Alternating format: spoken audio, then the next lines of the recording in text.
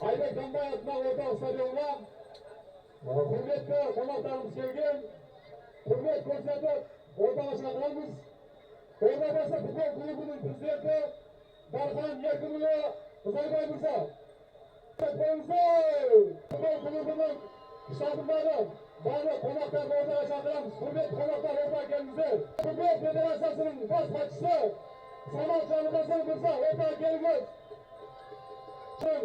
Аркомитет басшысы Жұмабеков, Жәнібек Жұмабеков мырза, ортаға келіңіздер.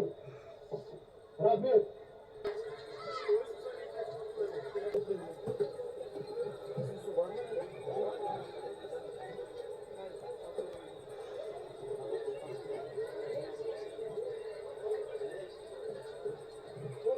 Көкшет ауылының құрметті азаматы, аудандық мәслихат депутаты Құрбан Дүйсебаева ортаға келіңіз.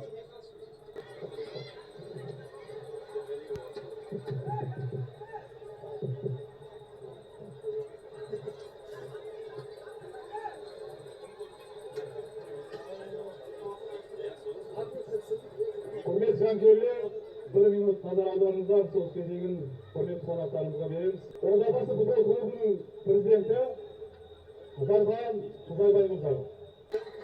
Ассалаумағалейкум, Көкшет. Осыған дейін жаңағы интернеттен көріп, бәріміз риза болып, Қазақстанда, Шымкентте осындай ауыл бар екенін көріп, тамсақ марқайып жатырмыз. Өз-өзімізбен көріп, көзіміз жеткізуге келдік. Керемет ауыл, керемет табиғат, керемет адамдар, қонақжайлықтарыңыз үшін мыңда бір алғыс. Осы Көкшет клубының басшылығына Алла разы болсын.